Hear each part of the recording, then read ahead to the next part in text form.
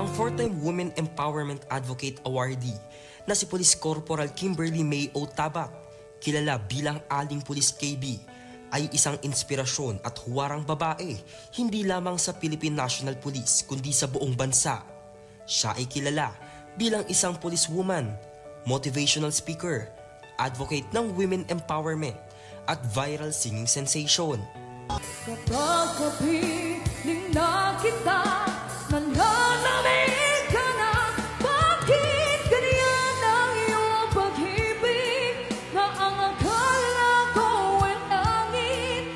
Nilaran mo lang mga pusong nabilang tayong dalawa. Kapwa'y rin at pwede pa magsaka.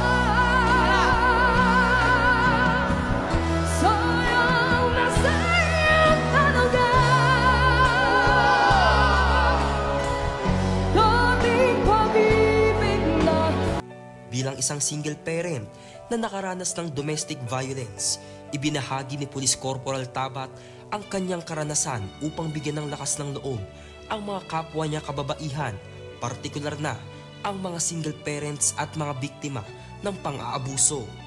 Isang masipag at dedikadong kawani ng Women and Children Protection Center o WCPC sa ilalim ng DIDM. Siya rin ang nationwide secretary ng PNP Content Creator Group na nagdulot ng makabuluhang epekto sa komunidad bilang isang motivational speaker, inspirasyon sa kabataan at tagapagtaguyod ng women empowerment.